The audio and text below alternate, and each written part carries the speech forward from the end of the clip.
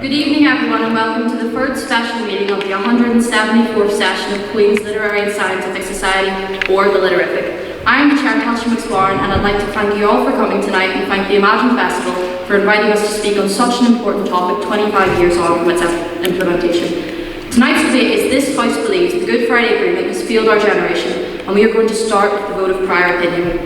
If you side with the proposition, so you believe that the GFA has failed our generation, please raise your hand now.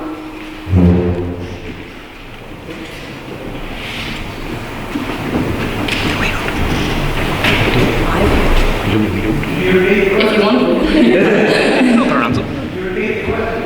Oh, if you believe that the GFA has failed our generation, please raise your hand now.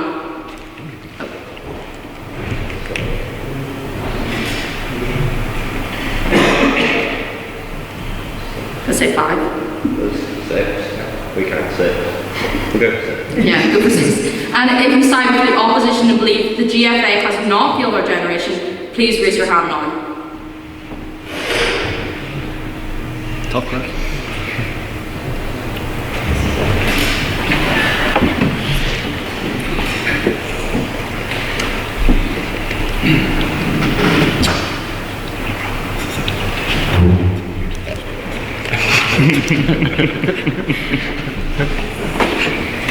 And if you'd like to abstain on motion, please raise your hand now.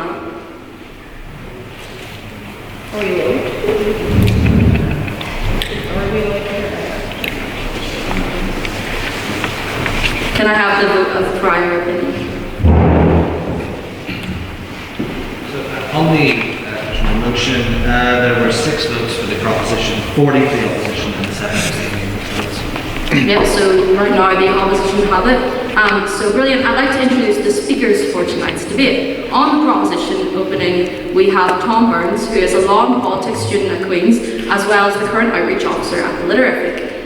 Second proposition, we have Lord Weir of Ballyholme, who is the former Minister for Education of the NI Executive and was an MLA from 1998 to 2022. Third proposition, we have Dr. Stephen Goss, who is an academic historian and also who was a council member on Literarific over a decade ago and an honorary life member currently. And closing the proposition tonight, we have Ciara Swail, who is training officer of the 173rd session of Literarific, in addition to being an honorary life member as well. Opening the opposition, we have David Kerr, who was Special Advisor to First Minister David Trimble from 1998 to 2002. Second opposition, we have Eóin Tennyson, who was an MLA for the Upper Band since May of last year and a former chair of Alliance Youth. Third opposition, we have Councillor Séamas Faoite, who is Belfast City Councillor Liz Nahara since May of 2019 and a Literarific trustee. And closing tonight's debate for the opposition is Róisín Keenan, who is the President of Queen's Feminist and Equality Society and Events Officer for Queen's Politics Society.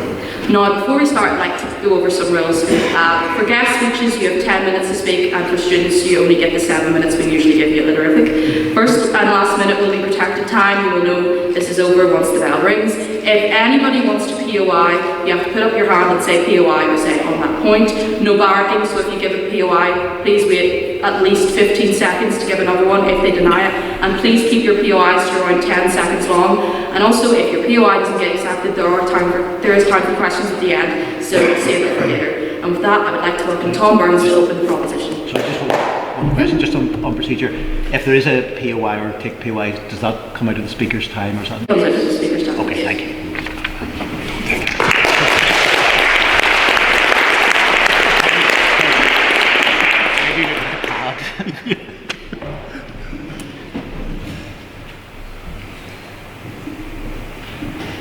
Madam President, members of the proposition, members of the opposition, members of the House. It is an honour to open this case with the proposition tonight that this House believes that the Good Friday Agreement has failed our generation. And as you can see, the proposition's generation is quite definitely Gen Z. Dr. Goss was outside doing TikTok dances earlier on. Lord Weir is probably a sort of backflash 0.5 selfie whenever we're all finished. But at 25, the Good Friday Agreement itself, on the upper end of the Gen Z spectrum, is one of the most important documents ever signed in the long and troubled history of these islands. It was and remains a feat for the ages, but now in this new age of Northern Ireland, our young people are feeling the brunt of a consistent and subsequent line of failures in the form of a broken and entrenched political system, the much lamented brain drain, and the unfinished legacy of peace.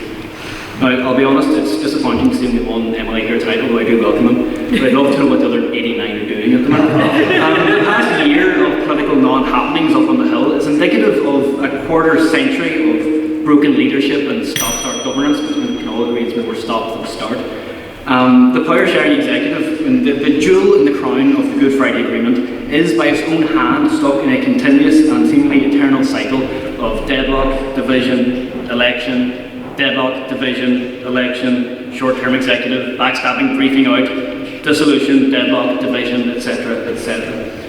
The mothball chamber sits empty, and all the while we suffer. Our cancer strategy has been stopped, prisoner care has been hindered, our economic potential unfulfilled, infrastructure unapproved and underspent. And all because the executive continues to collapse under the weight of its own internal politicking.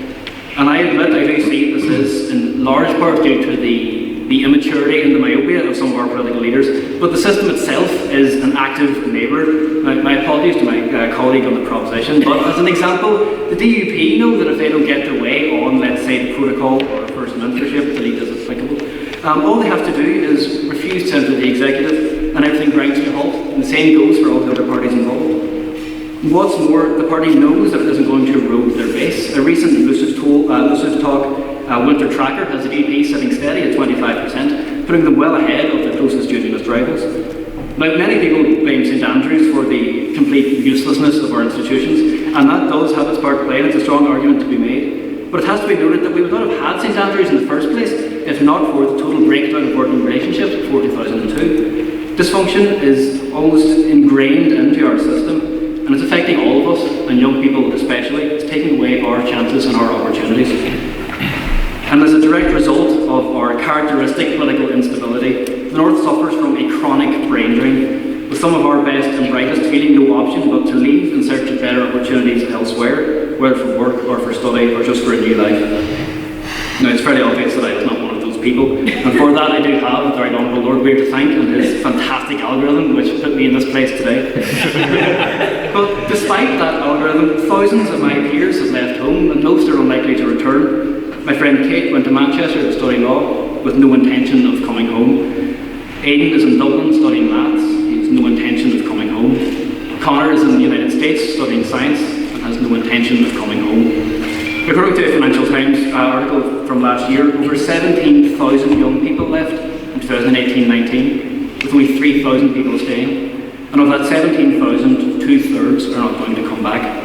We're shipping off the best talents of our generation because of the failures of our government, the failures of the institutions of the Good Friday Agreement. Now, I'm all for boosting trade, but our young people should not be one of our leading exports. There have been solutions proposed. The SDLP's Make Change programme plans to recruit more graduates, professionals and school leavers into the civil service, and I do admit the civil service is the best way to get hold of the reins of power here because no one else is going to do anything. But we don't need to inflate our public sector more than it already is. Department for Economy figures show that our public sector is far more bloated than it should be, accounting for 27% of all jobs in the North compared to the average of 18% in the rest of the United Kingdom. We don't need this. We don't need the continuous brain drain. We don't need the lack of opportunities. We need workable, practical and realistic solutions which incentivise our young people to stay, to work, to study and to make their lives here. Now, on this point, I'm a dairyman and the lack of opportunities, the lack of education, the lack of jobs is a story that we know all too well in the North West. Historic and current underinvestment, inadequate road and rail links, the lowest level of third level qualification in the British Isles. Our restricted McGee campus is now expanding, but I fear it is too little, too late. It has already failed us. Derry has among the highest mental health and suicide rates here, as a direct result of political and policy failures, as a direct result of the lack of opportunities that we have. Not a single person in Derry has been left unaffected by this. We have all lost friends, we have all lost family, we have all lost colleagues, and the story is the same across Northern Ireland. A chronic and continuous lack of opportunity means that we are losing our young people. With inadequate facilities to help, we will continue to lose them. This will continue to happen. Systemic failures to invest in and expand our vibrant economic and academic hubs has failed us time and time again, and will continue to fail us time and time again into the future. Now, I have to admit, I can't deny the Good Friday Agreement marked a turning point for us all, and a turning point for the better. We hold all of those involved, rightfully so, on a pedestal. Names like Hume, Trimble, Mullen, they deserve their place in the history books. But what we need to realise is that they're not confined only to the history books. The peace process is, checks notes, a process. It's dynamic, it's evolving, it requires work and effort to be made better, work which is not being put in currently. Its opening declaration of support speaks of dedicating, of striving, of a commitment. If we see the agreement solely through the static lens of just bringing peace and not of making Northern Ireland work for the future, we lose perspective of what it could be and what we could be. And yet I fear we have lost this perspective. The agreement gave us peace, and for that I am grateful. But we deserve more than peace. We deserve functioning, inspirational leadership. We deserve accessible and competitive education. We deserve plentiful, well-paying jobs. We deserve opportunities and experiences to rival those, not just in the British Isles and Ireland, but across Europe and across the world. We need to improve. We need this to improve not just our own lives, but the lives of everyone in society. We deserve more, and on that I am proud to commend this motion to the House. Thank you.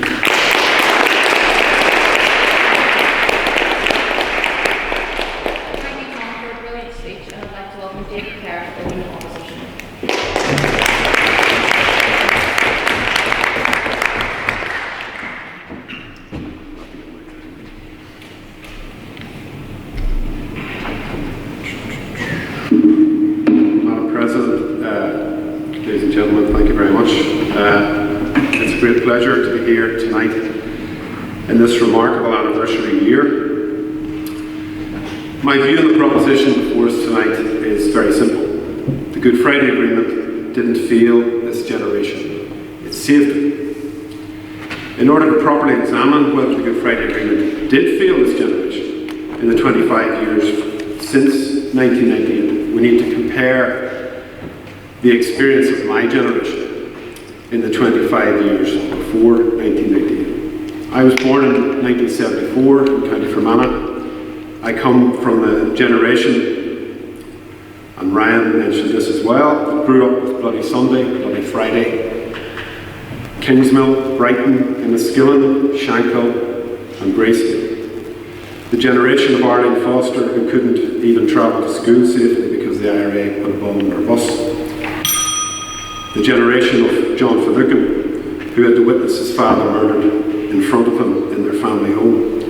The generation of Sharon McBride, Joanne Mathers, Jean McConville, Paul Maxwell, Lance Bombardier, Stephen Restrick, Constable Michael Ferguson, and Michael McGoldrick, a past student of this university who just graduated 2 days before he was murdered by the LVF in Portadown at the height of the Drumcree standoff as a birthday present for Billy Wright. I'm from the generation that took those dreaded phone calls many, many times when bad things happened. Like the time my brother phoned me on the morning of Remembrance Sunday in 1987 from a telephone box in Enniskillen to tell us all, to tell me, there's been a bomb. There's a pile of people killed. They must have put it in the building beside the War Memorial. I'm from that generation of bombed out town centres, burnt out businesses, rings of steel, when just being a businessman was deemed justification for your murder. I'm from the generation when just being a Catholic or a Protestant, or sometimes just being in the wrong place at the wrong time, was justification for your murder. I'm from the generation that saw 30,000 British soldiers garrisoned here, 13,500 police officers, all here to stop this country tearing itself apart.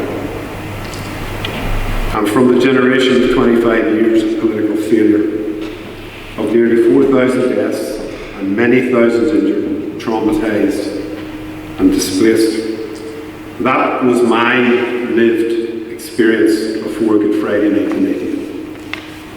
So what's happened in the 25 years since Good Friday 98? Well, to look at this, we need to examine two things. Firstly, we can look at the numbers, which largely speak for themselves, but we also need to be honest, as Tom has mentioned, and we need to accept that the Good Friday Agreement has not fulfilled its potential. So let's look at the numbers. Since 1998, we have a 90% plus reduction in terrorist violence.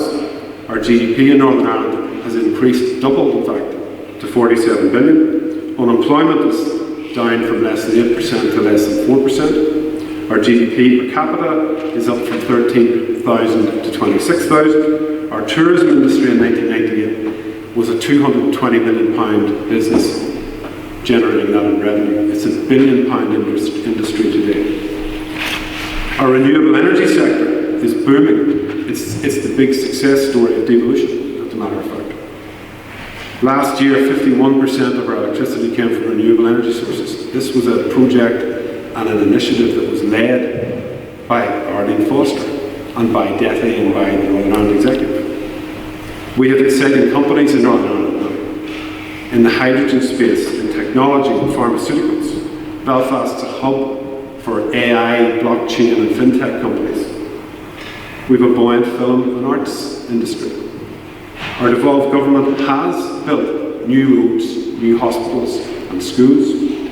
We have the Belfast Transport Hub underway, being built in the centre of Belfast, going to be one of the greatest regeneration projects in the history of this city when it's finished.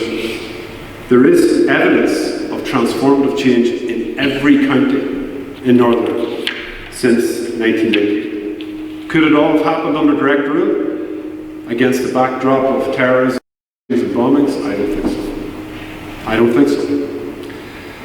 So why has the Good Friday Agreement not fulfilled its potential? Well, to look at that, there's three areas in particular I think we need to focus on. The first is prisoner releases and decommissioning. And this was the great flaw in the agreement. Peter and I went separate ways over this point. They should have been linked. No prisoner should have been allowed out of prison without parallel decommissioning. On Good Friday, the government's decided that Gerry Adams couldn't bring enough of his people with him for that to happen, so it would have to be, the can would have to be kicked down the road. That led to incredible instability in the 3-4 years immediately after 1998, and it actually cost David Trimble his political career in the finishing. We got there in the end. The first act of decommissioning happened in the autumn of 2001, but it was more to do with 9/11 than anything else. The second thing, and reason why the agreement hasn't fulfilled its potential, is the St Andrews Agreement. And this wasn't the fault of the Good Friday Agreement. By changing the voting rules for the election of First Minister and Deputy First Minister in St Andrews, Sinn Féin and DUP effectively blackmailed their own respective electorates into voting for them, almost in perpetuity, to keep the other side out. So we've had this sham fight over the post of First Minister since. And that is why politics here is so polarised and it hasn't evolved as it should have done. The third reason we haven't achieved the potential, and the Good Friday Agreement hasn't achieved the potential it should have done, is because of Brexit. And Brexit wasn't caused by the Good Friday Agreement. Brexit happened because of Tory pressures and because of rows within the Conservative Party and other issues. But no other issue has had more of an impact on the Good Friday Agreement than Brexit. And we're still dealing with it today. We're in a full-scale political crisis at the minute because of it. But is that a reason to say the Good Friday Agreement has failed us? No. The Good Friday Agreement did not cause Brexit. Yes? All of these things are still working within the framework that was set out. Even St Andrews is still working within the framework that was set out within the Good Friday Agreement. So this instability can still be led back to what is our political system from GFA. You can say that, but ultimately, Tom, what the agreement gave us was the opportunity for a new political dispensation. I accept the leaders in charge of it at the moment haven't done enough to take that project forward. It's probably not helped by the fact that one of the parties in that mix was against the agreement. But I take your point. But I am accepting, and I do accept, that it hasn't fulfilled its potential, but it hasn't failed this country. So, to conclude my remarks, I want to say the lived experience that I had before the Good Friday Agreement is completely different to the lived experience that the generation now has had since 1990. I said recently in an ETV interview that I believe this is a 50-year project. It's going to take 2 generations for us to change politics in this country. Dermot Nesbitt, my old Unions colleague at the Talks team, emailed me the next day to say, "That's interesting you say that, because exactly 50 years ago, in March 1973, I was working for Brian Faulkner, and I was his election agent, and the British government tabled proposals at that time which would lead to Sunningdale. That initiative failed, and we had 25 years after that of bloodshed and political chaos." What I want to say to you tonight is my generation was failed by the politicians of the 70s, 80s and early 90s. This generation was saved by the leadership of political parties and leaders in 1998. That agreement gave us a pathway out of conflict into a new transformed political dispensation that frankly everybody takes for granted today. It remains the granite foundation upon which our shared future will be built. The Good Friday Agreement didn't fail this generation, it saved it. Thank you very much.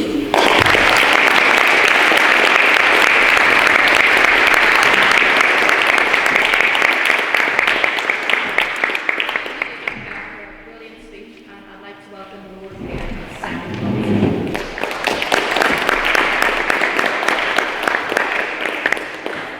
Madam President, members of the proposition, members of the opposition, members of the House, it is great to be back at Queen's, and may I say from the outset that I don't deny the significance of the Good Friday Agreement, which is the most important political document of the last 25 years in Northern Ireland, nor do I decry those who brought about the Good Friday Agreement, and in particular the Good Friday Agreement I think reflects the political vision and strategic vision, particularly of John Hume, and also reflects the political and personal bravery of David Trimble.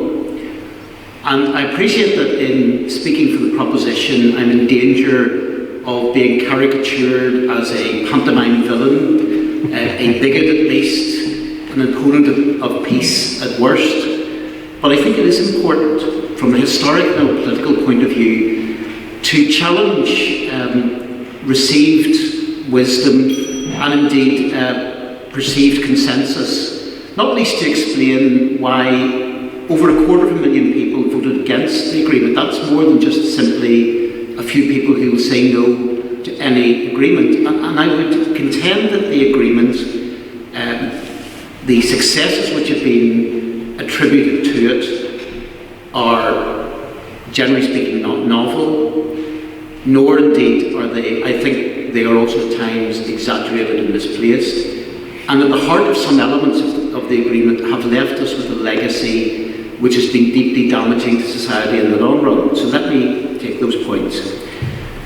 The structures of the agreement in terms of frameworks, of power sharing, of external relations, and even of the consent principles, in many ways were things that had been foreshadowed for many, many years beforehand. Even on the issue of consent, you can find that in the 1973 agreements and in 1985 in the Anglo-Irish agreement. There was nothing particularly novel there.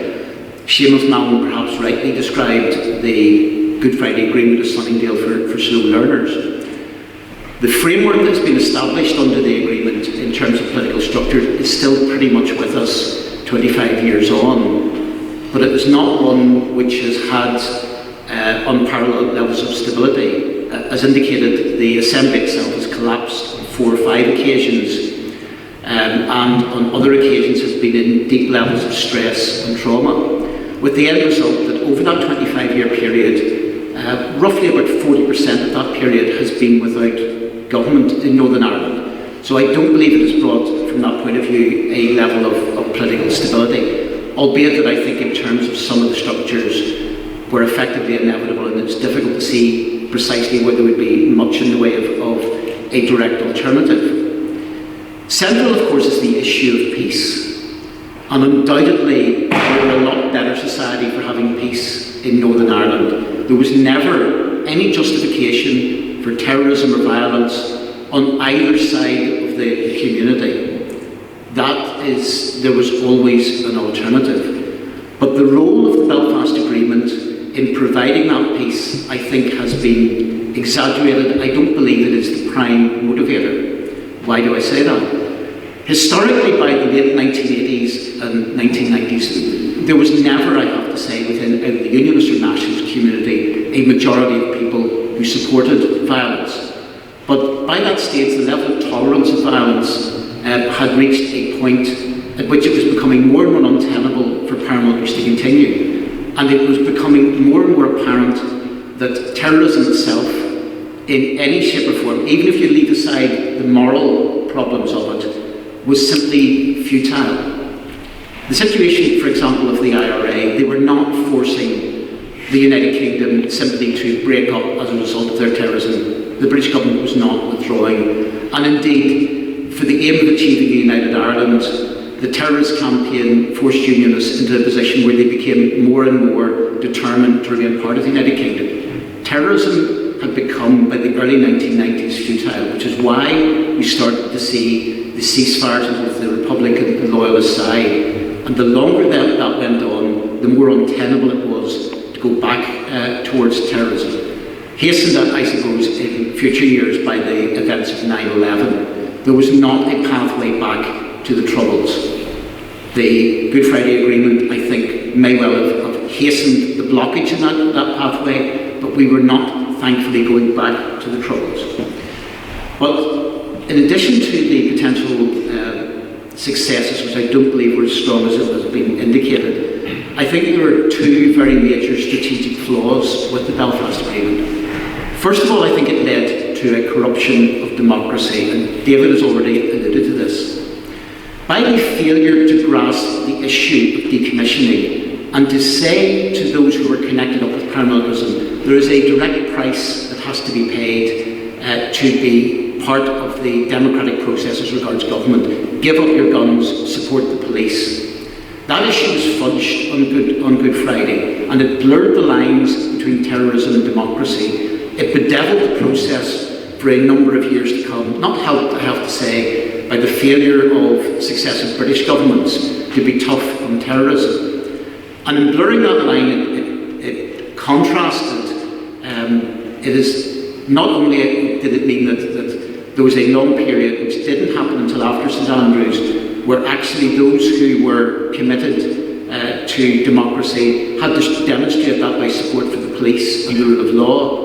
But it also meant that there was a tolerance of the continuum of paramilitarism, to the extent that we still have structures on both the Republican and the Loyalist side, 25 years after the agreement, where terrorism, it is not active in a Troubles sense, but we are still seeing it happening today. And sadly, we see it in terms of even dissident attacks. Recently, the attempt at the murder of a police officer. And the problems by failure to grasp that issue of the incompatibility of terrorism and democracy has left us with a bitter legacy.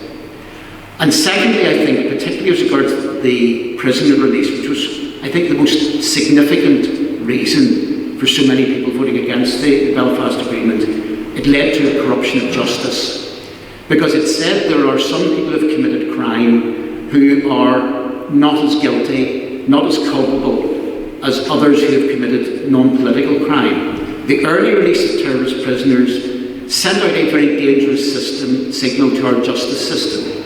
It meant for victims of the Troubles who took at times very different views on what the best way forward, for them they were denied the opportunity for justice. The murder of their loved ones was treated in the same way as others. And it has left us with a legacy in dealing with the past that we see even today.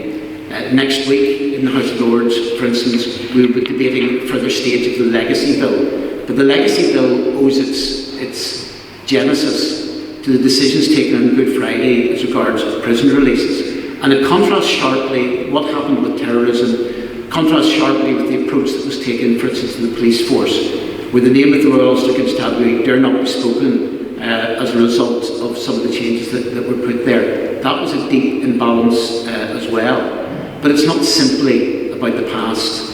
By sending out a signal that terrorism, and indeed that there was some sort of different standard that could be applied, We sent out a signal to future generations, first of all, that gives substance to the narrative that there was no alternative to violence.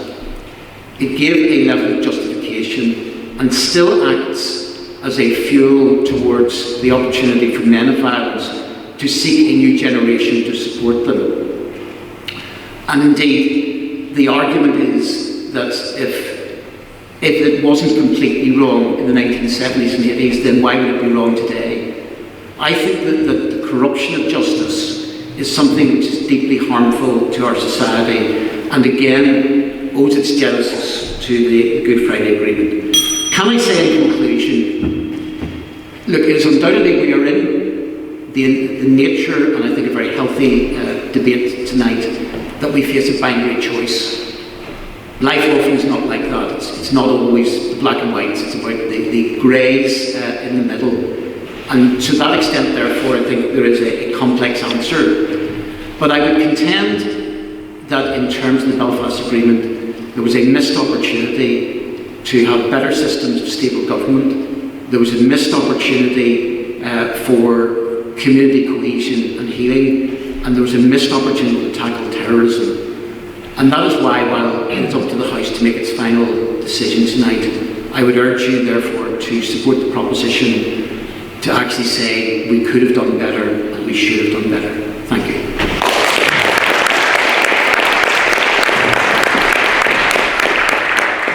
Thank you, Lord Weir, for a brilliant speech, and I'd like to welcome Eóin Tennyson MLA.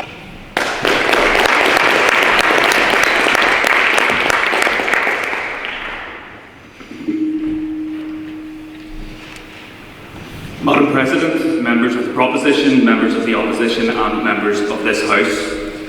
I wasn't born when the Good Friday Agreement was signed. I'm fortunate enough not to have lived through the horrors of the Troubles, but I'm also young enough to have benefited fully from the achievements of those who reached across bitter divides in 1998. The agreement didn't solve all of the issues, nor was it perfect, but it did open the door to relative peace and provide a framework for pragmatic win-win politics based not upon division, but upon diversity. Its basic principles were sound and remain the building blocks for a fair, shared and equal society. A commitment to peace, power sharing, a culture of lawfulness, respect for difference and the principle of consent, strong relationships internally as well as with and between our nearest neighbours, and an emphasis on integration, reconciliation, human rights and equality. The agreement brought an end to violence in a place scarred by conflict for 30 years. That, in and of itself, is a generational achievement. It saved lives. Policing has been reformed and is widely held as an example of international best practice, and inward investment, almost non-existent during the Troubles, has spiked, especially in the Greater Belfast region. It's difficult for me now to comprehend what my then expectant parents must have felt on the day of that historic signing. The sheer sense of relief, of possibility and of hope for me and for my generation. The feeling that Northern Ireland, after years of conflict, had finally crossed the Rubicon. I am, however, confident that they aspired to more than the mere absence of violence, that they wanted peace, not just peace, progress. Admittedly, 25 years on, it's hard not to feel, as the proposition has said, that many of their aspirations have gone unrealised. While it's true that I've never known the violence witnessed by my parents and grandparents, I still grew up in a divided society where my community background dictates so much about my life. Where I went to school, who my friends were, what street I lived on, which football teams I could support, and what my political views should be. In some ways, Northern Ireland is actually more segregated now than it was during the Troubles. The number of so-called peace walls has increased since 1998 rather than decreased.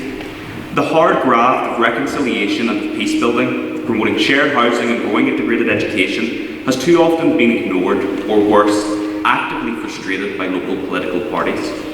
Despite Good Friday commitments, around 90% of children still attend schools that are segregated on religious grounds, whilst a similarly high number of social housing estates are largely single identity. Though paramilitary attacks have decreased in number, too many still exert a corrosive influence over our young people and communities. On the most delicate of issues, dealing with the legacy of our past, the perennial inability of political parties to find agreement, and the willingness of some to weaponise the hurt has let down both victims and wider society. The costs of all of this are not just societal, they're financial. Research suggests that the cost of division pertaining to duplication of services may be upwards of £800 million per annum, while our economy continues to lag behind much of the rest of these islands. The structures and institutions established by the agreement were designed to compensate for a lack of trust between participants. The hope was that if operated in good faith and in a spirit of cooperation, we could build the necessary confidence to transition beyond their rigidity. Instead, parties have clung to designations and sectarian vetoes, which have resulted in at times a glacial pace of reform and change, contributed to stop-start government and copper-fastened divisions rather than providing incentive to finally overcome and move beyond them once and for all. The most peculiar outworking has been when mechanisms such as the petition of concern, established by the agreement to prevent future discrimination, have been abused to deny the rights of newly visible communities such as the LGBTQIA+ community. Brexit, of course, created even further challenges, placing the issue of borders and barriers that the agreement sought to address right back at the centre of our politics, challenging the sense of identity that the agreement sought to protect and placing tensions between the two co-guarantors into sharp focus. The proposition has already argued, and critics of the Good Friday Agreement more widely will argue, that all of these challenges are concrete evidence that the agreement has failed. They are wrong. I see in Northern Ireland, which for all of the challenges I have just outlined, and despite the many missed opportunities, is immeasurably better, utterly transformed, and is almost recognisable from the one I was born into. While there is still much work to do, it is simply undeniable that I live in a more peaceful and prosperous society than that of my parents and grandparents. For that, I believe all of us, owe the architects of the agreement a huge debt of gratitude. Where we have stumbled, it has often been because politicians have strayed from the aspirations and ideals espoused by those who overwhelmingly endorsed the agreement all those years ago. I believe that the agreement still holds the solutions to our challenges, past and present, and is a shining example of just what is possible when people in Northern Ireland come together to demand better. The Northern Ireland of today is no longer simply just orange or green. It's rainbow coloured. Just as growing numbers of people are not defined by or constrained by their community backgrounds, they're increasingly demanding the same of their politicians and their politics. It's not unreasonable, therefore, for us to expect that as Northern Irish society matures and evolves, so too should the structures and institutions of the Good Friday Agreement. In this, the 25th anniversary year of the agreement, the fact that the institutions are again suspended for at least the third time, possibly more, and for the second time since 2017, is irrefutable evidence that real change is needed. In fact, Stormont has been mothballed for 40% of its lifetime. One could choose to despair that in 1998, our society could take huge steps forward on issues such as ceasefires, prisoner releases and decommissioning. Yet now we're stalled by issues which are seemingly pale in comparison. Then, the distance between parties was a chasm. Now the gaps are much narrower, but seem more intractable.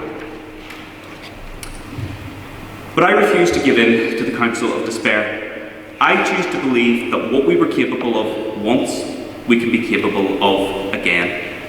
Too often, political impasse is met with stick-and-plaster solutions, or worse, those who uphold the institutions and upend the institutions are pandered to, rewarding bad behaviour and condemning devolution to death by 1,000 cuts.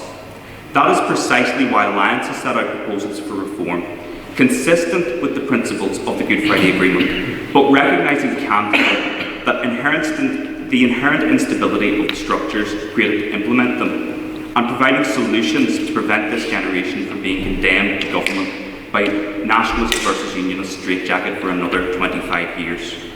To argue for such reform is not to reject the agreement. On the contrary, it's clear that commitment to delivering on its principles, a simple acknowledgement that with the passage of time and changes in our society, and having road-tested the structures, there is room, in fact there is a necessity for us to reform.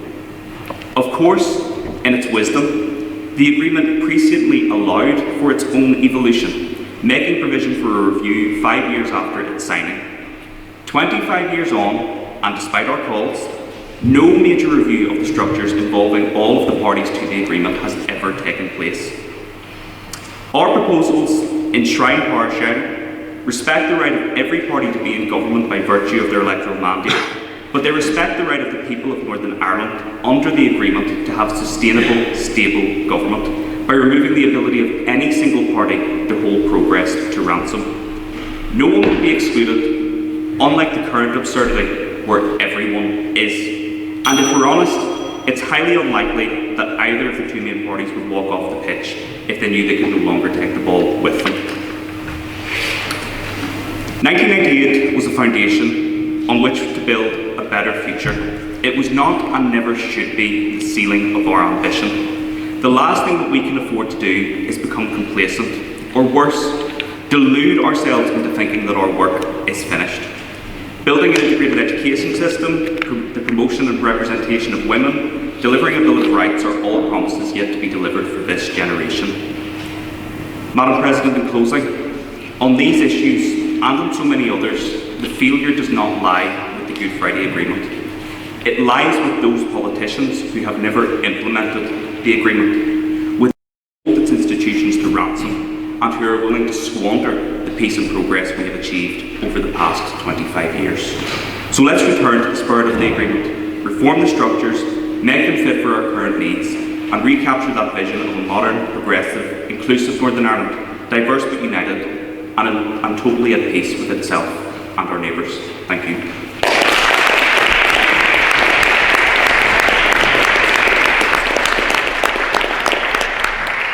Thank you, Eóin Tennyson, for a brilliant speech, and I'd like to welcome Dr. Stephen Goss.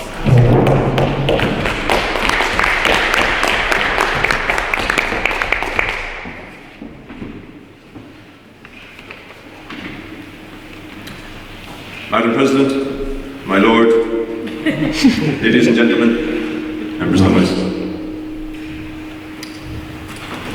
I was 11 when the agreement was reached, and I remember from around about that time a particular local TV ad that has stuck with me over the course of this many years, gives you an insight into just how poignant it was. The ad centred on two boys happening to encounter each other on one of our beautiful beaches. And as children want to do, they decided to play together.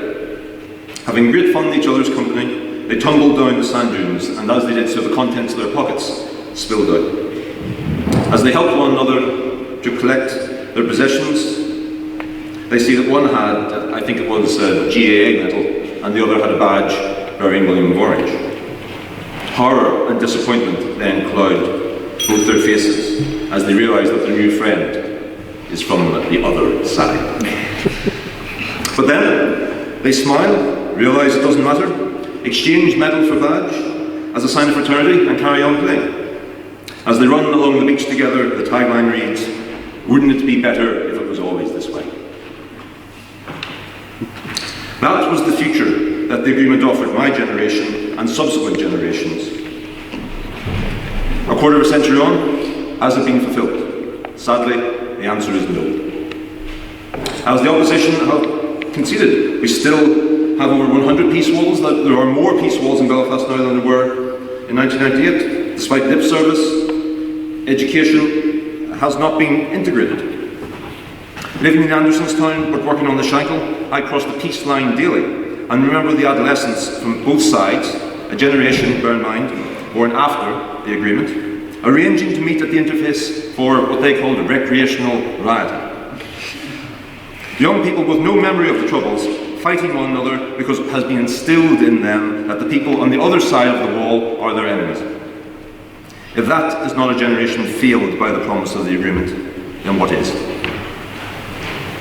And yet, these are emotive arguments. for the failure of the agreement. Whereas arguably its failure lies in how and why it was acceptable for the majority of voters in 1998. The agreement was approved by 71% of voters in Northern Ireland. The multilateral aspects of it, as endorsed by the sensible parties, were deliberately broad, inclusive and encompassing. This, therefore, is where the problem lies. The agreement was supposed to be a stepping stone to political normality in Northern Ireland, not a final settlement. As a result, it has been augmented by the St Andrews and Stormont House agreements, as well at the same time being made sacrosanct and apparently desecrated by the UK leaving the EU. The agreement has therefore failed in the sense that it was shaped in such a way that it has become the plaything of parties here, particularly those not truly committed to its fundamental ideals. I refer to the fact that 71% of the population voted yes in the May 1998 referendum. However, in the first election of the Northern Ireland Assembly, the anti-agreement unionist vote was almost equal to Pro. And of course, in 2003, the DUP became the largest unionist party and Sinn Féin overtook the SDLP. Things have been downhill from there. As a result, for the past 20 years, Northern Ireland has been, well, I was about to say governed, but that's hardly accurate, has been subjected periodically to rule by DUP Sinn Féin. This has meant that we have been left at the mercy of the caprices of effective Ulster nationalists who invariably put party first, and romantic Republicans who prioritise the ethereal ambition of a united Ireland above the practical, tangible interests of the people of Northern Ireland. If that were not the case, then, as we've heard, Sinn Féin would not have resigned in a huff in 2017, and the DUP thrown their toys out of the pram last year. Northern Ireland has been left without government and local leadership during some of the most disruptive changes to the position of the six counties since partition, notably the UK leaving the EU. Unintentionally, by allowing for suspensions of the institutions, the agreement has been exploited so as to result in inept government and dysfunctional administration in Northern Ireland. It has allowed the executive parties to duck the tough decisions when they need to be taken and avoid difficult issues when they arise by simply refusing to form a government. We have heard from the first proposition a litany of ways in which young people in Northern Ireland are being let down by the current political arrangements. And indeed I could add to them, but that would just be wasting time this evening. It is plain to see how generations are losing out and suffering as a result of the current political situation. The fact that I, like so many others, have had little choice but to move to the home counties is an anecdotal demonstration of how we have been let down since the agreement. I am part of the brain drain of which we have heard. Consequently, successive generations have, and will continue to be, failed by the defective and unreliable institutions with which we have been left. The agreement was right 25 years ago. It was the right choice. It began a trust-building process which was designed to bring Northern Ireland together so that conventional, responsible government could be established on a basis that would deliver tangible results for everyone and each generation. That has not been the result. Instead, a situation has emerged where the agreement is inviolable but can be modified when it suits.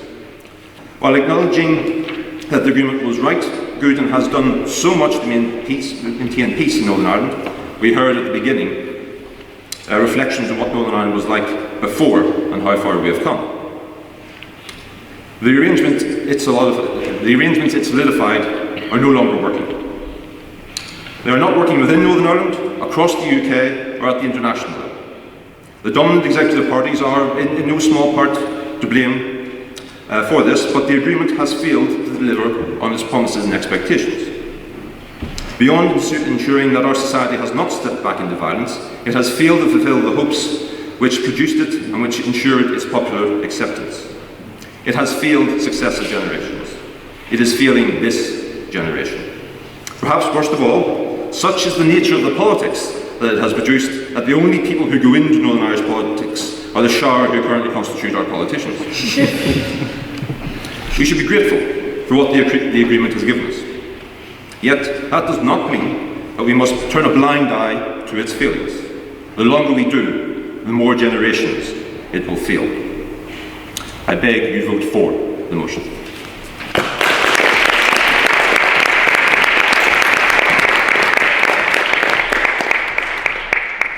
Thank you, Dr. Stephen Goss, for a brilliant speech, and I'd like to welcome Councillor Ciara Swail.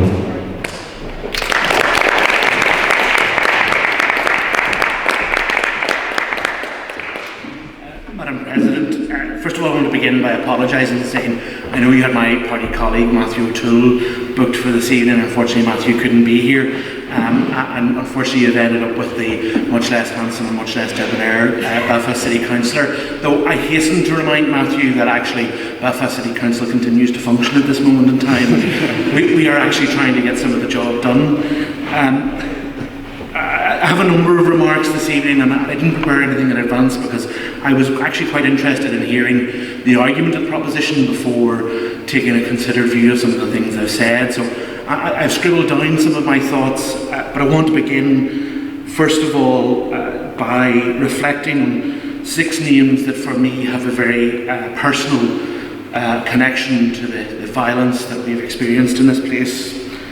Christy Doherty, Jack Duffin, James Kennedy, Peter McGee, William McManus and Lyra McKee. The first 5 names were men who were murdered as I was born. They were in Sean Graham's Bookmakers in the Ulmer Road, my local community. My grandmother taught some of them. As they were being murdered, my mother was in the labour suite in the old Jubilee Hospital, in the City Hospital, on the 5th of February 1992. And as a child of the Agreement generation and growing up hearing about the political violence that this place experienced, that was, for most of my experience, the only direct connection that I had with the Troubles, and I understood how lucky I was for that to be the case. Until around about 4 years ago next month, 3 weeks before I was elected to Belfast City Council, my friend was shot dead and killed in the streets of Derry. And I know there'll be some people here this evening who knew Lyra as well, and knew the contribution I think that she had to give to this place. And I want to refer, I think, to some of the things I think that our politicians have failed us here, that Lyra very eloquently outlined in one of her last published pieces, which was about the suicide babies, the children of the Agreement who have grown up living with the political failure that has come since 1998, because I think it highlights some of the challenges that we face, and those of us on the opposition have to answer, both as politicians or as civic leaders or as citizens. She talked about 3 promises that had been failed, and 3 promises that were made by politicians, not in the Agreement itself. I might add, I'm of the view that these are the responsibilities of the people who are elected to office, who have a task to lead and try to build the society that the Agreement gave us space to do so. And the 3 promises she talked about were peace, prosperity, and that your children will be safe now. And unfortunately, I think politics has failed on all 3 counts. The promise of the Agreement hasn't, and that's what we have to try and return to. And it's difficult in the context of the present political situation, whilst we're in the latest episode of We Are Never Ever Getting Back Together, the Stormont version, to think or consider that actually we might have politics here that functions. But the Agreement gave us the space to do that, and it may not have been perfect, it may not have suited what everybody wanted. It was a compromise. It recognised that compromise was the only path towards any kind of solution for this place, that, as has been rightly pointed out by other speakers this evening, that it would entail a process that all of us would have to be engaged in throughout the future. And unfortunately what we've seen from political leaders is people step away from engaging in that process and deciding that political expediency and elections and votes have become more important than trying to show leadership and demonstrate what this place so sorely needs.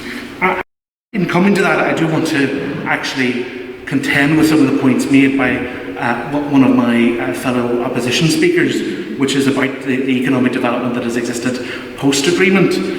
Because actually, economic stagnation since around 2001 has been very clear in Northern Ireland.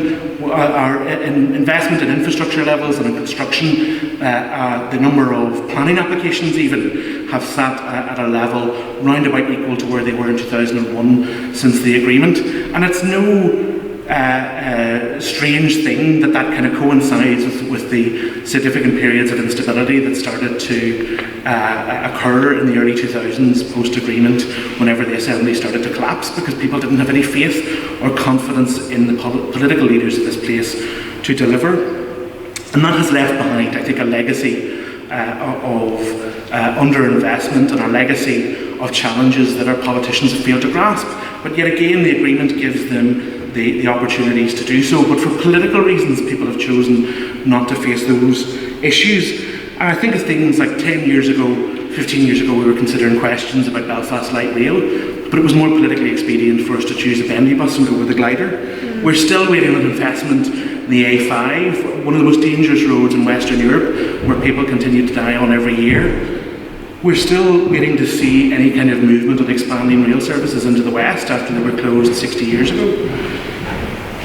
And those challenges have become more acute since the pandemic, and I think of health in particular, where political leaders have failed to take any decisions because they're afraid of the responses they might receive from the electorate. And that matches again with the political challenge of people who have refused to step up to the mark and effectively the watermark of leadership that the agreement sets out for them. Similarly, North-South bodies, which have an opportunity to open up avenues of investment and economic development across this island, and recognising that working together with Dublin should be no bad thing, have been neglected by unionist politicians who don't see any value in them. As Eóin has said, we have failed to recognise the potential in relation to integrated education, and in particular in relation to integrated housing. And as an elected representative in East Belfast, I see that most particularly, and we have seen, unfortunately, in my own constituency, some of the worst examples of attempted pilots in relation to integrated housing, where things have been allowed to devolve into a very scary sectarian scenario where people have been forced out of their homes. I think as well, in terms of the issue around paramilitary transformation, I mean, at what stage do we say that 25 years is enough time for people to have transformed away from the particular path that they chose? At what point do we say that when you're recruiting a new generation of people to be involved in those organisations, that enough is enough? And again, all of these decisions come down to political leaders. They come down to the people that you elect and put into office. The agreement does not have a personality, it doesn't have an ability to make a choice on these issues, but it empowers and equips political leaders and citizens to make those choices. It gives us the political space and the opportunity to take part in decisions that will affect our lives. And the reality is that for too long, politicians have just simply refused to step up to the mark and take those decisions. On that point, this is the same thing we've heard again. It's just like a litany of everything that's wrong here, and then but it's nothing to do with the agreement. But it's that system and that framework that I don't think has been responded to effectively. They're doing a bad job. I agree, but they're doing a bad job within the framework that allows them to do that. So for that, I'll come to the quote that I was going to say at the end, but I have a couple more points that I want to make. We've all, I presume, at this stage seen Dairy Girls and what a fantastic cultural success it has been for this place. And I refer to a brilliant piece of acting from a great constituent of mine, Ian McElhinney, as Granda Joe. And Erin asks him, what if we do it was all for nothing? What if we vote yes and it doesn't even work? And he replies, and what if it does? What if no one else has to die? And what if all of this becomes a ghost story that you tell your Waynes? The reality is that it is the best system that we have. It has its faults. Again, it was a compromise. No political party got everything they wanted out of the Good Friday Agreement, but it gives space for politicians and citizens to be able to take decisions. There is no alternative that exists to that. There is no alternative to the political sphere that doesn't involve, unfortunately, violence in this place. That is what we have seen throughout the years of the Troubles. I heard it earlier said during one of the contributions that we owe a debt of gratitude to John Hume and David Trimble and the other people involved in crafting the agreement. I actually think we don't owe them a debt of gratitude. We owe it to them to make the agreement work. And that has been the most significant challenge of all of the last 25 years. The sense that we reach this stage where we can have peace, but we cannot seem to move past that because we are locked in crisis and deadlock. And I know that my party colleague, Mark Durkin in particular, who was one of the architects of the agreement, reflects back to the first slipping of a deadline, which was October 31st in 1998, which was the initial deadline set by the British and Irish governments for the establishment of all of the power-sharing institutions. And since then, it would be the contention of Mark and others that that first moment of slippage allowed every other moment of slippage, and that is why, in some part, we're in the position that we're in today. I'm hoping that the two gentlemen who were there as part of the process may be able to shed some light on that later on. But I think we have been given an opportunity and a space through the Good Friday Agreement to have political disagreement and discussion and the ability to take decisions. That is the opportunity with the agreement, and it is politicians who have let people down. And very quickly in conclusion, I would say that as a nationalist and somebody who has aspirations for constitutional change in this island, it gave people the opportunity to have constitutional viewpoints and to actively pursue those views and aspirations in a peaceful and democratic way, something which solved part of the challenge of certainly centuries of political disagreement and difference on this island, and that in itself is something that should be celebrated, particularly in the context of Brexit and what the United Kingdom looks like today.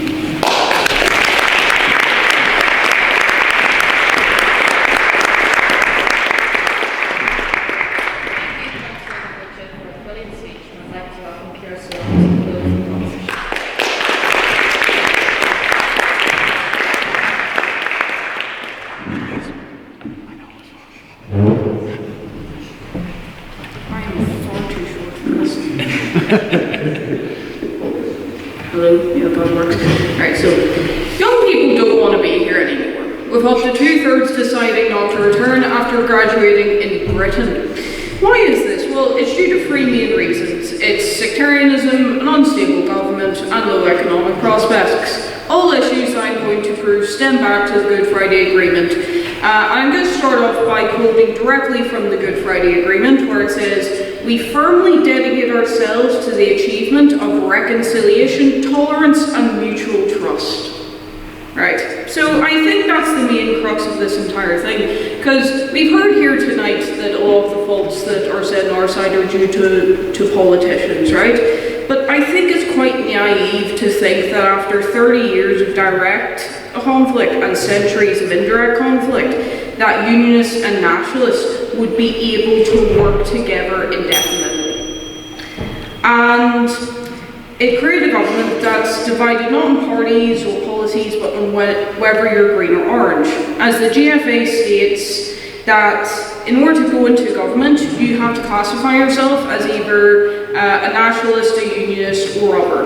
And this has led into common society, with a common joke being that if you're an atheist, you will be met with the common joke of, oh, but are you a Catholic atheist or a Protestant atheist? And don't get me wrong, the UUP and the SLP did seem to want to work together at the time and bring a prosperous new future to my generation, but did not think about what would happen if they weren't in power anymore.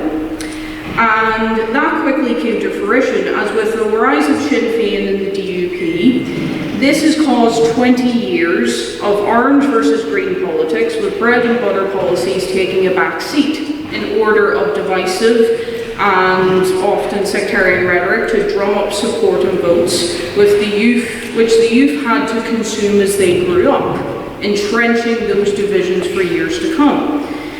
The division and animosity set out to be resolved in the Good Friday Agreement still persists to this day. Our education is segregated, our communities are segregated, our very lives are segregated, which the GFA did little to address. With me going to a Catholic grammar school, a Catholic secondary school, and not talking to a Protestant until I went to uni at the age of 18. With all my knowledge of the other side coming from parents and politicians. Yet we're expected to reconcile and trust each other despite never having met each other.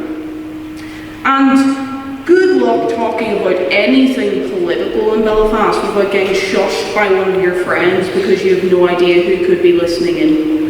Which in turn smothers any sort of political debate that you've had in this country, as politics outside of institutions like this become almost dangerous to talk about. Like, for example, years ago, this very debating society had to cancel a debate because one of our members was threatened outside of the Cllr. And that is a reality that we all have to deal with. So much for reconciliation, tolerance and trust when we can't even trust ourselves. Yes, go for it. Would you not accept, though, that for the requirement to have any kind of democratic debate or dissent in this place, that we require institutions and structures to do that? And council chambers are just not enough to be able to provide that type of leadership. The agreement does that through the Assembly and the Executive. Yes, it does, but it also entrenched a lot, basically through the structure, it entrenched kind of this politics that's based on division. And it's become very inflammatory where you talk, it's far more passionate, far more aggressive, to the point where essentially if you talk about politics in this country, they're told to be shushed because you don't know who's around the other corner, which is kind of a problem. So this animosity results in instability. The Good Friday Agreement setting out a government so fragile that it only takes one party to collapse. And oh my goodness, has it happened a lot. So common, in fact, that you can consult a website called How Long Has Northern Ireland Not Have a Government.com to find out that as of today it has been 415 for those who are curious. Additionally, we have only had a government for 3/5 of the time since 1998, and we wonder why the youth of this country are fed up when sites like these are necessary in our day-to-day lives to remember if we're in government or not.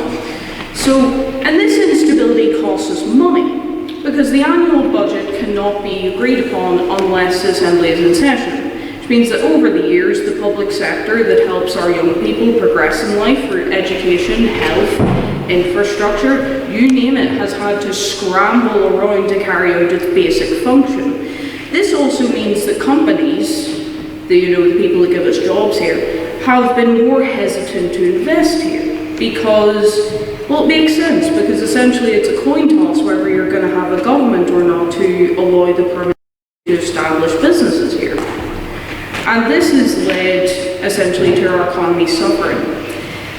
For example, it's estimated that we have lost £1 billion between 2017 and 2022, so over 5 years. That's not counting the entirety after the GFA, by the way, and that's already £1 billion. And that translates to thousands of jobs lost for the youth of this country. So we can't even trust the government to reconcile and to work together in our best interest anymore. And finally, with the Good Friday Agreement, we saw the introduction of the petition of concern, a tool so broken that has been used to hold the nation to political ransom over the past couple of decades, with practically no limitations set in by those who implemented it. And as we know, politicians have never abused their power in all of history. So this has obviously not led to it being used for everything it was never intended to be used for, such as blocking welfare reform, investigations into MLA misconduct, abortion, and the big one, gay marriage. The last two ones being two of the biggest youth-led political movements of our generation. And those were squashed, despite democratic demand for them, with it so bad that Westminster had to step in to do our governing for us. And that's why we're fed up. We're fed up with sectarianism, we're fed up with government that's never there for us, we're fed up with the fact that we can't get a job after it all. And can you really blame us? Because the GFA brought us peace, and I recognise that, but it lacked the foresight, going on to create a government, an environment that is so divisive and unstable that we can't get anything done. So much for reconciliation, tolerance, and mutual trust. And that is why it has failed our generation. Thank you very much.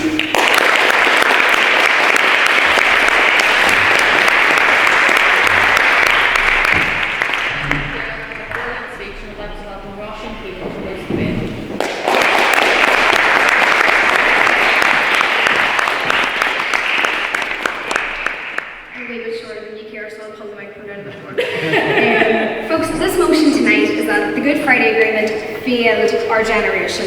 Not that it is flawed, not that it has problems, but that it has failed our generation. Do you truly believe that it has failed us? And I ask the young people in this room, because that is the generation to whom we are speaking tonight. The proposition, I have many points here, lads, so ladies, so please don't get offended, because I think we've been far too diplomatic so far. So they've sent me up here to change a bit of the tone and speed up tonight. First of all, Tom, you yourself, I'm sorry, you're the first one that spoke. You said that we need workable, practical, realistic solutions to our problems. Do you think we could get that outside of democratic institutions, or do we need democracy to achieve that? Because democracy wasn't really happening when we had the Troubles going on. Do you accept that? Moving on then, Peter. Peter, you said that you don't want to be characterised and you're not a pantomime villain. Not a chance. I don't see you as a pantomime villain or anything like that. I just see you as simply incorrect. No offence. You have said, right? And you said that we are without government, and you mentioned the corruption of democracy. You are yourself familiar with the DUP, aren't you? You have said that what we need to enshrine, what we might not have been terrible, or what wasn't attainable, was the continuation of violence. Yet the enshrining of that in our government, the enshrining of that in our politics is something that is so important and cannot be undermined, and that is what the Good Friday Agreement has done for us. It enshrines that, and I don't think we should undermine that or bat that away by saying, oh well, you know, people might have put their guns down, you know, if we had let them on continue. I don't think that's a really good argument. Again, no offence, I will shake everyone's hand after this. Stephen, you mentioned the two lads and they emptied their pockets and then they weren't able to be friends. Do you think that they would have been able to be friends in a society of being feared of one side attacking one another? Because now they can grow up in a society without fear of one side murdering the other, and I don't think, again, that's something we should undermine. I don't think we should undermine the peace that has been brought about, which has been, you had your time, which has been undermined tonight over and over and over again. You see it as well, that the Good Friday Agreement or Belfast Agreement was a stepping stone. Surely then it is the fault of the politicians not continuing their walk or their march, depending on what side of the band you're on, but not continuing that walk. That is not the fault of the Good Friday Agreement itself. Ciara, moving on to the last one, so I'll not turn this too much longer, but you yourself said that young people don't have XYZ opportunities. Again, we have more opportunities than what my parents or my grandparents' generations had, and I think it is actually very disappointing tonight to repeatedly hear over and over and over again that this means that we've been failed. Folks, again, the motion is that we have been failed by the Good Friday Agreement. I agree, there's flaws, 100%, it's politics, come on, there's always flaws. But we have not been failed by it. What we have been failed is by the politicians who have came after us. Not a chance, but the biggest benefit, and I've said this over and over again, and why I will never say that the Good Friday Agreement was a failure, is that it did bring peace to the north of Ireland or Northern Ireland, and it ended violence here. 3,600 people. In fact, it was more than that. People's lives who were taken from them. 3,600 families who were never the same again. Hundreds of thousands of men, women, children, non-binary people's mental health changed forever. Millions of pounds of damage done to the economy. That is what the Troubles did to this island, not even including what happened down the south, but I'm just looking at the north here. Now, if we were to have 1 minute of silence for each person, that's 60 hours. I don't have enough time here. But if we were to ask the families of those whose lives were taken during the years of the Troubles, that we could implement the Good Friday Agreement 1 day, 1 hour, 1 minute before their loved one's lives was taken, do you think they would tell us, no, the Good Friday Agreement has failed us, so I think we'll wait off on that? No, they would not. They would implement it immediately if given the chance. Because we were afforded not to lose another 3,600 people's lives. Put your hand down. No. And I think to undermine that at all is actually despicable, and I think we need to really reevaluate what we're arguing here tonight. Peace is invaluable. It has allowed our generation not just to be under threat of death, but it has allowed us to actually live. And yes, there are problems. There is the brain drain. There's problems in our education, as I'm sure Peter Weir, who's Minister for Education, understands himself. I'm sure that everyone here has a problem with politics that we can talk about, but funnily enough, folks, you can talk about it now because we have democratic institutions that we are able to use and implement. to talk about this. Now, I know that there's issues. I know that there are issues with democratic institutions not being able to be implemented. But again, that is due to politicians abusing the systems that came before them. It is due to them doing this intentionally, not the Good Friday Agreement that is there. Put your hand down. In the first place, I have too much to get through. This is the biggest argument. This is the biggest argument, perhaps the only argument that has really been put forward tonight by the proposition, is that some of us feel that the Good Friday Agreement failed us because of stagnation of government or the lack of a government that we have. The Good Friday Agreement was done in good faith. It was done to bring communities together and to allow people to have their political voices heard. Again, this has been abused and distorted by politicians. Folks, tonight we've all brought up our whether it be laptops or pieces of paper in order to speak in front of you here. If I take the book, however, that we've all agreed that I can use tonight, and I go and slap Tom across the face with it, that is me taking something in good faith and using it to harm another person. That is what our politicians are using. Put your hand down, is using our institutions to do. And I don't think that we can go, oh aye, it's the fault of the Good Friday Agreement. That is simply ridiculous. And Ciara, you said that we're naive. I think that is the height of naivety. And you know, Eóin here, he can't even go into work because the DUP have decided they're going to manipulate the system yet again and sit outside the government. Maybe if the politicians would get their act together and implement the Good Friday Agreement in the good faith that it was wrote in its entirety, our society would be like years ahead. Wait, maybe the answer to our question tonight is in that. If the politicians implemented the Good Friday Agreement in its entirety, in the way it was wrote in the first place, we wouldn't have the problems that we have today. So therefore, again, the problems lie with our politicians and not with our Good Friday Agreement. John Hume said that the whole world is in favour of this agreement. I think the House tonight should also be. Please oppose this motion. Please vote with the opposition. Garma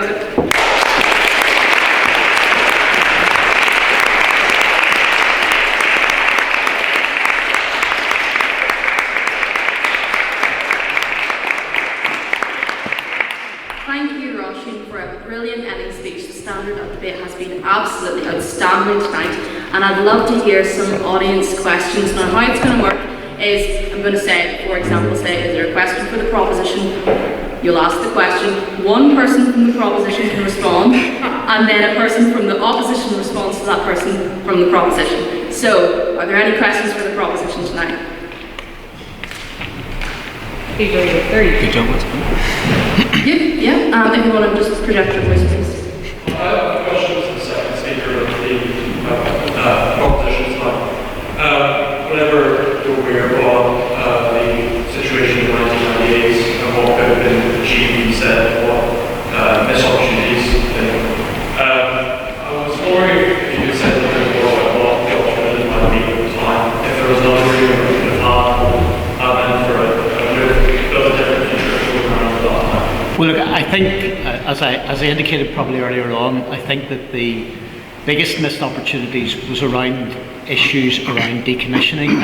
I actually agree with one of the points. I think actually the proposer of the opposition, if I'm getting my terminology correct in that regard, made, which I think there was a failure to link in. I think that prisoner releases, created a vacuum in terms of justice, but I think at the very least, if that was going to happen and there was going to be something done with that, a failure to link in with decommissioning, and there was a level of a failure to tackle and confront the legacy of terrorism at a time, I think, when terrorism actually didn't really have a particular route back, and I think that created a weakness within our system.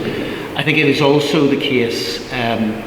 This comes in terms of the overall layout, because we've heard a lot tonight about failure subsequently of politicians, and politicians do fail at times. Was it something in that sense that was foreseeable?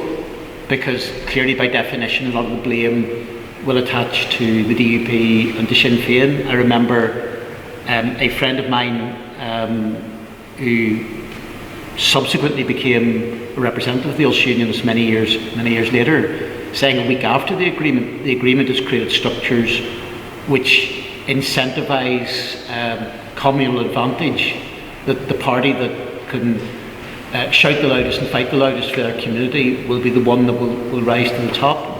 And if you dislike the DUP and Sinn Féin, the seats of that were in many ways shown, I think, by the agreement itself. Yep, opposition to respond. I'll respond. Come you, sir.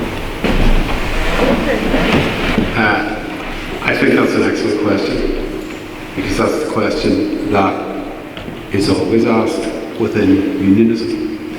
What if we had held out longer, and what would have happened had David Trimble said, I need another 2 weeks? Here's what I think, and I've thought about this over many years, and I've had to focus on it in the past month or two as I have spoken to people about Good Friday 1998. The deal that was done on Good Friday 1998 was the only deal that was capable of being done at that time. The Ulster Unionists had put to the two governments that if prisoner releases were going to happen, that they could happen over 5 years, but they needed to be linked to decommissioning. The problem with that proposition was that Sinn Féin wanted the IRA prisoners out in 1 year.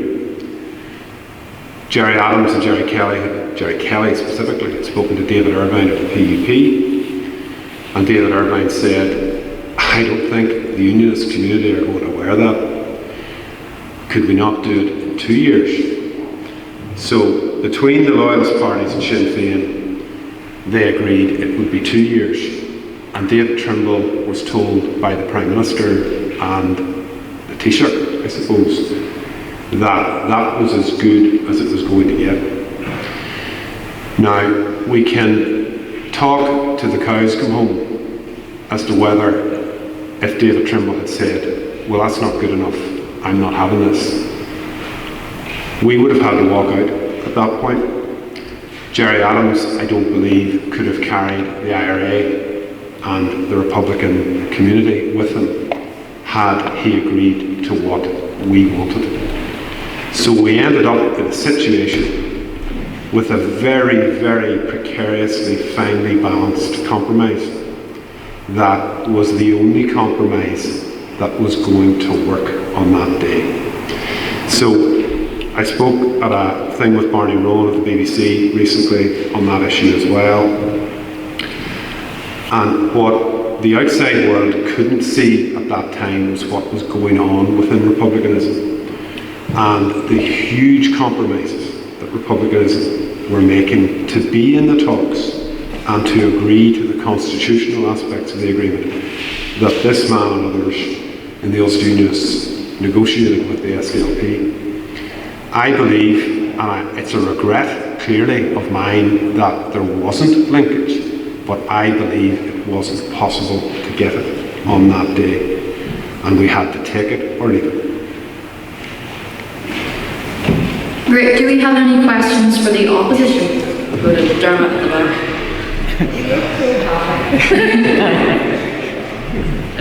So this question is from the fourth speaker on the opposition.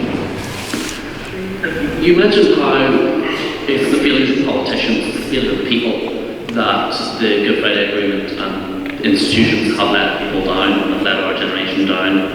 Surely the fact that they have the option to pull it down, surely the fact that we gave them the weapons to harm Northern Ireland with, in terms of pulling the institutions down, destroying governance, your argument very much to me comes off as the American kind of pro-gun argument of guns don't kill people, people kill people.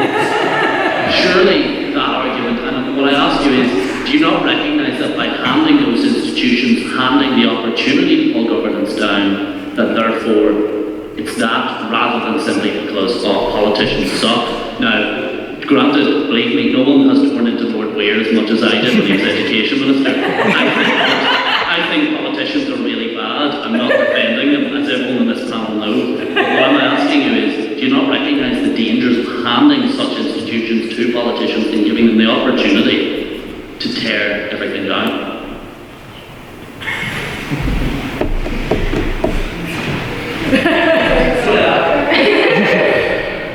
Oh, Dermot, I saw your hand go up 50 times. I know you were away. First of all, I am not pro-gun. Let me just reassure everyone in this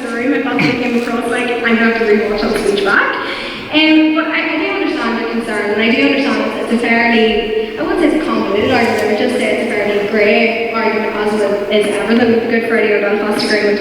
I would say at the time it was quite necessary to include that. We were talking about a society where one side did not necessarily trust the other, where it was a very divisive society and where people wanted to feel protected. Because we're talking about Stormont was set up, and again, I don't care what the side of things, factually it was set up as a crossing government for Protestant people, and it was set up in order to maintain that. Now you have two sides of the community who felt that they didn't trust one another, and they felt they didn't trust the other side to protect their rights, to protect their interests, and it was the inclusion of this part that I would say alleviated a lot of concerns that, you know, if you're not protecting my people's rights and my people's identity, then we can program the children. It ensures that the rights of the minority at the time was protected. Now, there's concerns in that the non-designated parties, I'm sure everyone would agree with this, is that, you know, we have your alliance parties who now are very, very strong in society and they're not able to access, you know, the main spotlight and Stormont. So there is problems, there is flaws. And like, we're not arguing if there isn't, that would be naive, that would be hypocritical. But to say that the Good Friday Agreement has failed us on the basis of this is wrong. And I think to absolve politicians who again are grown people who are playing with peace like petulant children, and they know what they're doing, and they are seeing something in our politics that they are able to manipulate and harm, and they know that they're doing this. I think it is ridiculous to turn around and to say it is the fault of an agreement that brought us so many successes and so many fantastic benefits for our society all those 25 years ago, and then to determine that it has failed us based on the one thing that people are not taking it in good faith. People are not taking it in the manner in which it was included with. People are doing it intentionally to manipulate and abuse. So, yeah, thank you. Proposition to respond.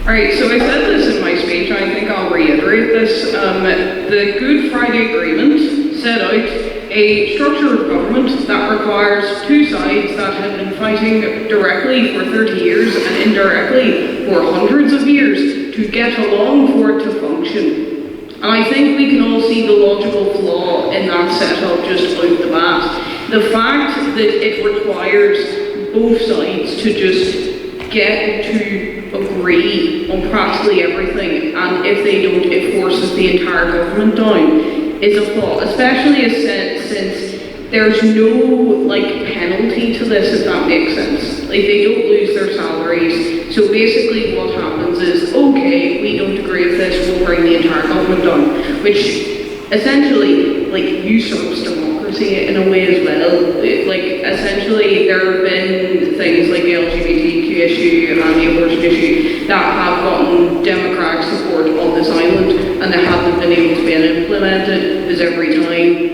a party didn't want it, government down, government down, government down. And then that, and then the second thing as well, which is a very important issue, is the petition of concern, which again has a shocking lack of limitations on it. It can be used on practically anything. Like I said in my speech, but it's been used to essentially halt investigations into MLA wrongdoings, for example, and has been used on issues that have nothing really to do with the green orange divide. And it's been used to an ungodly degree with such a lack of limitations on it that could have been foreseen. As I said in my speech, as we all know, in history, all politicians have never abused their power whatsoever. And that's the main issue with the Good Friday Agreement. It's reasonable to presume that these two things would have been problems, and it failed to implement any limitations or consequences if, for example, the petition of concern was used in an ungodly amount, or they weren't in government for 2/5 of the entire lifespan, I think, to this day, roughly. And that's the issue, and that came from the Good Friday Agreement. But that's what I mean, you can't just go, right, they'll definitely get along, people, they definitely will. No, they wouldn't. And you had to predict for that, which they didn't do. And that's the main issue of this, which stemmed from the Good Friday Agreement. So I don't think it's a thing of, politicians are bad. Politicians are always bad, and you should have accounted for that. And I think that's the main issue with thing. But yeah.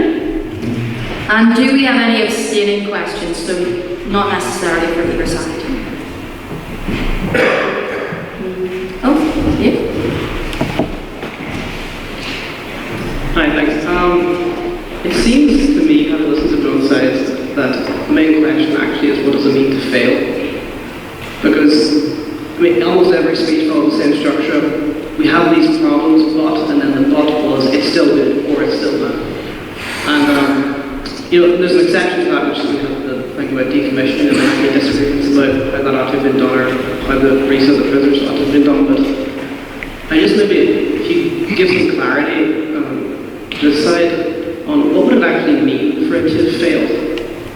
Because being in power for 3/5 of the time is pretty bad. And we've heard the problems, they're clear. And I agree that to say it failed, it does have a reputational impact. And I think that's what you were talking about, which is that this gave us peace, so we shouldn't be so quick to deride it. But yeah, I guess I don't know where to stand, because I don't know what it means for this to fail. Can you guys maybe? Opposition, want to go first?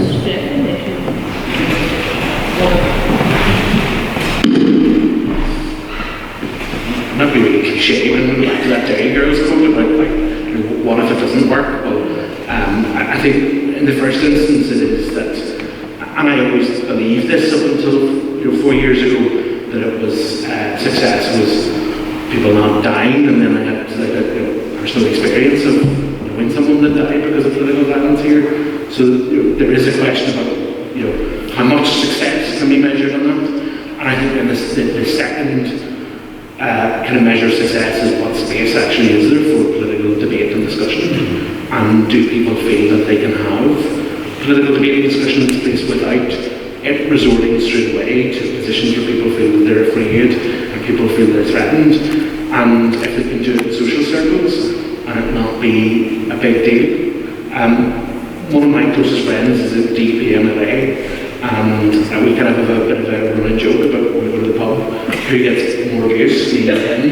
And actually, more often than not, it's me, and I think it's because I'm slightly more recognisable than he is. And that wouldn't have been possible, I don't think. 25 years ago, I mean, some of the friendships that existed between politicians who were involved in writing the agreement were things that they had to keep secret. Some of the funny stories that come out, the human and personal stories of the people involved in the agreement, are things that have been kept for 20, 25 years because people felt that maybe telling them opened you up to this accusation or suggestion that you were too pally or too friendly with the other side. So that is the kind of second test as to whether or not that the agreement has actually failed. And I think the third test is what opportunity is there for people to have constitutional viewpoints whilst also being able to work together on issues. And the Assembly and the Executive doesn't require people to agree on everything. That's why it has the ability to divide and to vote on issues. And God knows that I've worked at the Assembly, I've seen plenty of days the division bell can go morning, noon and night. But it allows people at the very least to find some commonality. I was really proud in the last Assembly, the MLA that I worked with wrote the period poverty bill, an example of the Assembly actually being able to work for people across the whole of Northern Ireland and deliver on something. But unfortunately, the implementation of that bill is now held up because the Assembly is down. But it demonstrated that that place can actually work in writing legislation and passing it that can have a major positive impact on people's lives. But it shows that people from differing constitutional political viewpoints can work together on something and actually be able to get it passed. So I think those are, for me, the three tests as to whether or not the agreement works, and it passes on all three, despite the political difficulties and despite the failure of politicians, and to very quickly rebut some of the points in relation to whether or not politicians have failed, and the failure of people who elect them to make choices as well. Proposition number one. Reading across the divide.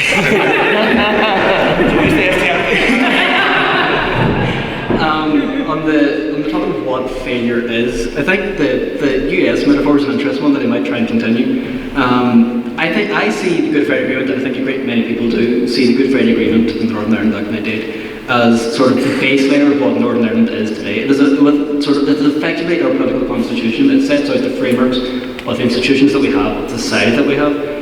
So if, say for example, we look at the United States, and the US Constitution's hailed role that it is, but if the US government wasn't sitting for 3/5 of the time that it was up, and the government sat and did nothing, and continued to just bicker, and then refused to sit in the Senate or in the House, and the President didn't do anything and didn't speak to anybody, and nothing happened, we would call America a political failure.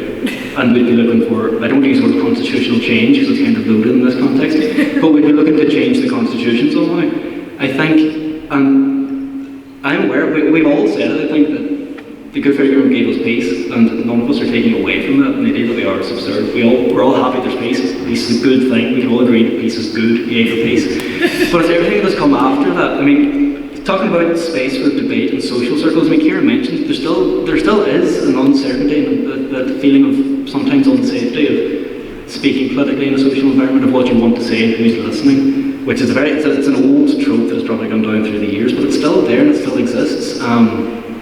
Having peace is fundamentally a brilliant thing, but it's the opportunities that have come since, and the experiences that we sort of haven't maybe been afforded to the same extent that we wanted to have, that are facilitated within the system of the Good Friday Agreement. Things like, which haven't really been addressed, but I said about the brain drain, the lack of jobs, sort of the poor university places, things like that aren't here, that we deserve to have. We deserve to have peace fundamentally. We deserve to have also more than peace.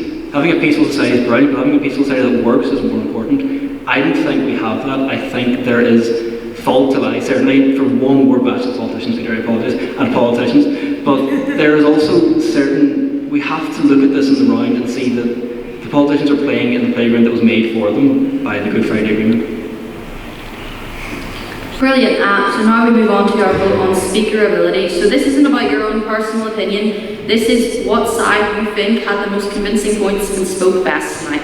So if you'd like to vote for the proposition you thought they spoke best tonight, please raise your hand now. You vote right? You're not going to vote for yourself. Do us a favour, let's go. Why not? Okay.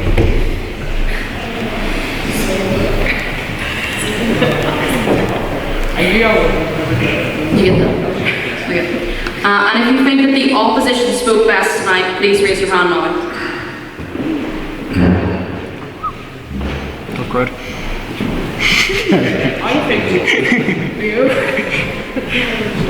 It's a resounding one for peace there, isn't it?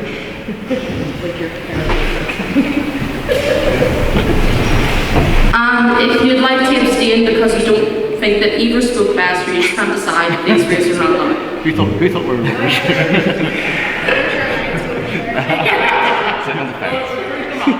Owen, get a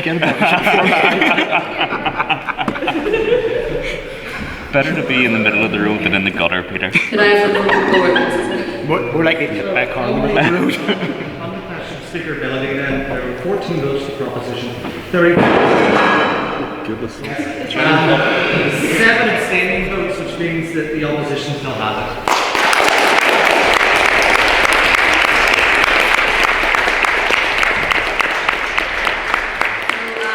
Well done to the opposition. Thank you to all of our speakers here tonight. The quality of debate was absolutely amazing. Thank you for everyone who came, and thank you to the Imagine Festival. And so I think Brian wants to say something. Yes. There are two things I want to say. Firstly, are we going tomorrow, please? Yes. Yes, okay. The first thing is, if you want to carry on the debate at the pub, we're going to go to libraries. So I think I need a drink after this, and any of you might as well. The second thing is, tomorrow we have our annual formal, the Conversazione, which goes all the way back to the 1800s, the literary figures hosted, and it's in the Ulster Reform Club. Dr. Stephen Goss is kindly hosting us there tomorrow, so if you fancy a nice dinner, it's £30 for members and £35 for non-members, so just come up and ask me for how to pay for that and everything, and I will get it sorted. So those are my two. So thank you for everyone coming tonight, and if you'd like to see this again, we do weekly debates every Thursday at 7 PM in the Senate room. Thank you.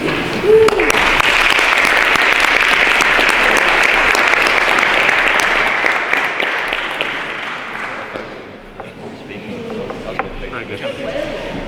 Just a quick second for anyone that either is interested in attending the Lurific or is a member. Our final debate of the year will be on the 27th of April, which will be 90 years after the Lurific last debated it, which will be "This House would not fight for King and Country." We will have spots on either side of the debate. We're hoping to put some of our best speakers on it. We're also hoping to maybe get a couple of guest speakers, so if any of our guests want to come along or take part, give us a shout.